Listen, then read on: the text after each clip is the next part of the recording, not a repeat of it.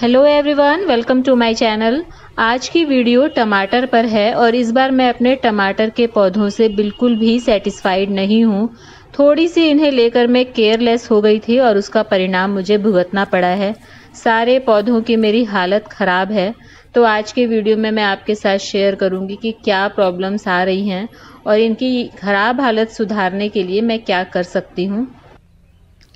तो चलिए, पहले तो मैं अपने ये सारे टमाटर के पौधे आपको दिखा देती हूँ। तो देखिए, ये सारे गमले में सरका करके पास ले आई हूँ और देखिए इनकी हालत, ऐसा लग रहा है देख के जैसे इनका दुनिया में कोई नहीं है। बिल्कुल भी कोई चमक नहीं है पौधों में, कोई घनापन नहीं है। और अब मैं बताती हूँ कि प्रॉब्लम्स क्या आ रही हैं। और देखिए, कुछ गमले इस तरफ हैं, ये 5-6 गमले इधर हैं, 3 गमले तो ये हैं, ये देखिए। और एक में टमाटर आने भी लगा है और बाकी के 3 गमले इस तरफ हैं। तो देखिए, पहले तो इसमें प्रॉब्लम ये है कि मैंने जितने भी ये टमाटर के पौधे लगाए थे, तो मैंने एक कंटेनर में, कद्दू वाले कंटेनर में टमाटर के बीज डाले थे। मैंने आपको वीडियो भी दिखाया था।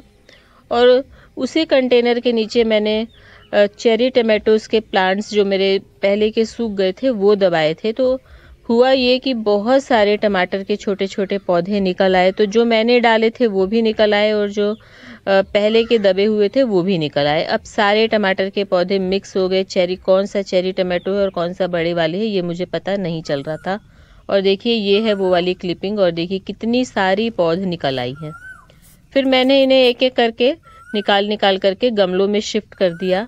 और अब जब ये पौधे बड़े हुए हैं, इनमें फ्लावरिंग आ रही है, फ्रूटिंग शुरू हुई हो, तब पता चल रहा है कि इसमें से कई पौधे चेरी टमाटोज के हैं और जो कि मुझे नहीं चाहिए। ये वाला पौधा देखिए, ये थोड़ा सा ठीक है, तो ये भी चेरी टमाटो का निकला है। ये देखिए, छोटे छोटे टमाटर भी लगने लगे हैं। और मुझे चेरी टमाटो नहीं चाहिए क्योंकि मुझे इनका टेस्ट भी कम पसंद है। देख लीजिए, ये वाला भी चेरी टमाटो ही है।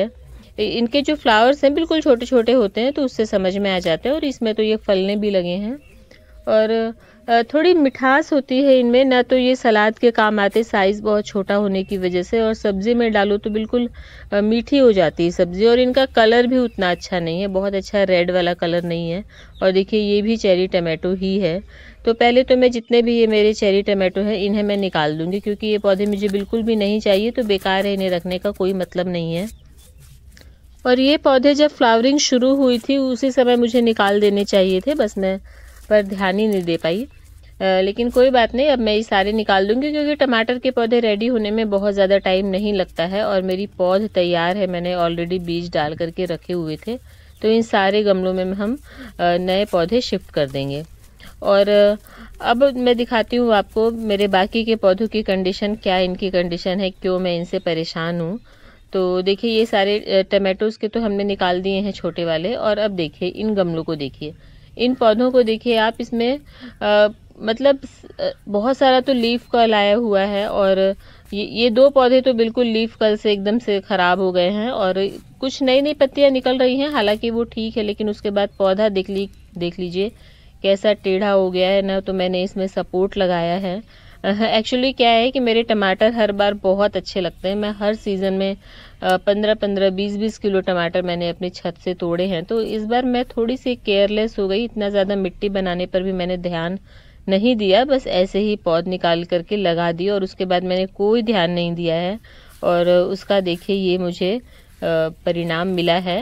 ये देखिए, ये वाला पौधा भी देखिए, बस सीधा सीधा ऐसे लंबा हो गया है और ऊपर फ्लावरिंग शुरू हो गई है। लेकिन अब देखिए, ना तो इसमें मैंने सपोर्ट दिया। तो अब आप बताइए मैं इसे कैसे रखूं, मतलब मुझे ये देखने में ही नहीं अच्छे लग रहे। तो बस यही है कि आप किसी भी पौधे को ना हल्के में मत लो। मैंने थोड़ा सा ध्यान नहीं दिया, मैंने थोड़ा सा इजी ले लिया इन्हें, तो बस हो गया काम इनका। तो अब मैं सोच रही हूँ ये जितने भी पौधे डल दिख रहे हैं बिल्कुल, इन्हें मैं हटा दूंगी, क्योंकि बहुत ज़्यादा इनमें टाइम ख़राब करने से कोई मतलब नहीं है। इनकी कंडीशन मतलब ठीक करते करते मैं थक जाऊंगी, इतने में तो नए पौधे तैयार हो जाएंगे। तो देखिए, जितने भी पौधे हैं ना, ये जो पतले पतले लंबे लंबे हैं, घने नहीं हैं। इसमें तो देखिए टमाटर लग भी गया है, लेकिन बस देखिए 3-4 टमाटर लगे हैं, 2-3 और लग जाएंगे। तो ये सारे पौधे मुझे हटाना ही ठीक लग रहा है, क्योंकि पौध मेरी तैयार है। तो मैं नए पौधे ही शिफ्ट करूंगी, थोड़ी सी मैं मिट्टी को तैयार करूंगी और उसके बाद मैं नए पौधे लगा लूंगी। और मेरी आप सबको यही राय है कि सब्जियों के पौधे की हालत अगर बहुत ज़्यादा ख़राब है और पौधे अभी छोटे हैं, फ्रूटिंग नहीं हुई है, तो उन्हें आप हटा करके दूसरे पौधे लगाना ही ज़्यादा सही होता है। बहुत ज़्यादा केयर करके भी बहुत अच्छे रिज़ल्ट उसमें नहीं मिलते हैं। तो मैं भी बस यही कर रही हूँ कि अगर मैं अभी इन्हें चाहती तो सपोर्ट वगैरह देके, खाद वगैरह देके कुछ इनकी हालत ठीक हो जाती, लेकिन उससे बेटर मुझे नए पौधे लगाना लग रहा है। तो देखिए, हटाने वाले तो मैंने सारे पौधे निकाल दिए हैं और अब मैं आपको बाकी के पौधे दिखा रही हूँ जो थोड़े ठीक हैं।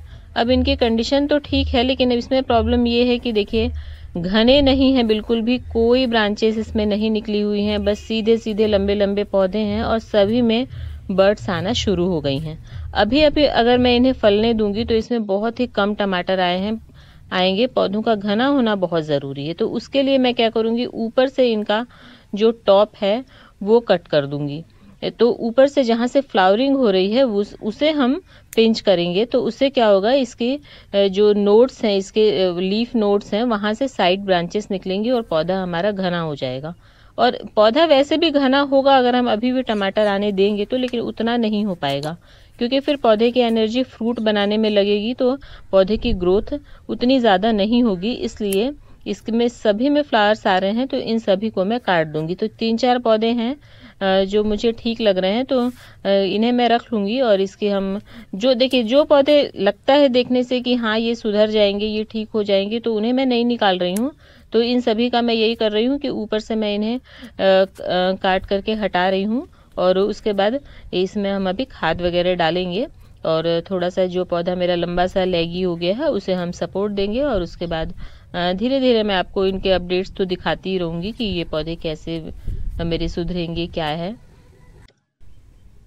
तो चलिए, अब मैं इन सभी पौधों को गोबर की खाद डालूंगी। तो जो पौधे लगे हुए हैं जिसमें हमने अभी पिंचिंग करी है उसमें भी हम देंगे, और जो पौधे हमने हटाए हैं उन गमलों में भी मैं डालूंगी। और देखिए, ये गोबर की खाद में ये मैंने थोड़ी सी राख ले ली है और थोड़ा सा मैंने ये चूना लिया है। चूना खाने वाला चूना है, जो पान की दुकान पर मिलता है वो वाला चूना है। इसमें कैल्शियम होता है, ये कैल्शियम की कमी को पूरा करेगा। तो थोड़ा सा बस देखिए, एकदम से आधी चम्मच के बराबर मैंने चूना लिया है और करीब 6-7 चम्मच के करीब राख ली है। बहुत ज़्यादा नहीं मिलाना है, नहीं तो नुकसान भी हो सकता है। थोड़ा थोड़ा मिलाइए। राख भी बहुत अच्छी है पौधों के लिए, पेस्टिसाइड का भी काम करती है और कई सारे न्यूट्रिशन होते हैं। तो देखिए, ये मैंने खाद को बिल्कुल अच्छे से तैयार कर लिया है और मैं अब सभी गमलों में इसे डाल दूंगी। और हल्की हल्की मिट्टी की गुड़ाई करते हुए हम डालते जाएंगे और जितने भी हमने गमले खाली किए हैं उसकी मिट्टी में भी मैं इसे मिलाऊंगी। और चूना ज़रूरी नहीं है कि आप इस तरह से खाद में मिलाकर ही दें, आप मिट्टी तैयार करते समय भी हल्का सा डाल सकते हैं या फिर आप बाद में पानी के साथ मिला करके भी दे सकते हैं। तो मतलब जैसा भी आपको ठीक लगे। और चूना बहुत ज़्यादा नहीं डालना चाहिए। मैं तो देखिए साल में 1 या 2 बार ही बस डालती हूँ, उससे ज़्यादा नहीं डालती, क्योंकि वैसे ही जो हम लोग इतना सारा किचन वेस्ट डाल रहे हैं, गोबर की खाद डाल रहे हैं, तो कमी पूरी हो जाती है। ऐसे किसी चीज़ की कमी नहीं रहती है मिट्टी में। लेकिन हल्का फुल्का मैं टमाटर लगाते समय ही थोड़ा सा इस्तेमाल करती हूँ, उसके बाद नहीं। अभी मैं डाल दूंगी इस साल, उसके बाद सीधे अगले साल। तो बस जितने की ये खाद जितने गमलों में हो जाएगी उतने में मैं अभी डाल रही हूँ, बाकी फिर मैं बाद में डालती रहूँगी। ज़रूरी नहीं कि आप शुरू में ही डालें। अभी तो मैं पौधे शिफ्ट कर दूंगी और उसके बाद में कल फिर थोड़ा सा इस तरह से मिक्सचर बना करके जिन जिन गमलों में नहीं हुआ है उसमें मैं डाल दूंगी। तो चलिए, अब पौधे शिफ्ट कर लेते हैं। और ये है मेरी टमाटर की तैयार पौध, जो मैंने अभी करीब 10-12 दिन पहले या फिर 15 दिन हुए होंगे शायद, ये मैंने बीज डाले थे इसमें। और अभी छोटे छोटे पौधे तैयार हो गए हैं। हालांकि बहुत बड़े बड़े पौधे नहीं हैं, लेकिन मैं इतने छोटे ही शिफ्ट कर लूँगी। थोड़े से आप बड़े और कर सकते हैं, और क्योंकि मैंने एकदम छोटे से गमले में लगाए हैं इसलिए इतनी छोटी छोटी पौध हुई है। पौध तैयार करने के लिए देखिए, गमला आप किस तरह का ले रहे हैं, कहाँ बीज डाल रहे हैं, पौध को भी कितना फूड मिल रहा है, उस हिसाब से पौध का साइज होता है। मैं तो देखिए ये छोटी छोटी शिफ्ट कर लूँगी, संभाल लूँगी, मैं हो जाएगा। मैं बहुत बार लगा देती हूँ छोटी भी, और थोड़े ही दिनों में देखिएगा ये कितने बड़े बड़े हो जाएंगे।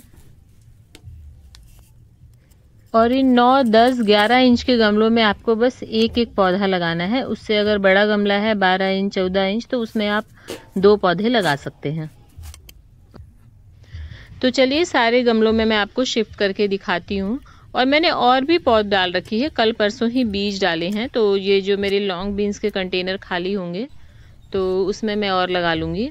और ये देखिए सारे गमलों में मैंने एक एक पौधा लगा दिया है। और आगे मैं आपको अपडेट्स अगली वीडियोस में देती रहूँगी, इनकी ग्रोथ दिखाती रहूँगी। अब शिफ्टिंग हो गई है, अब हल्की हल्की मैं वाटरिंग करूँगी।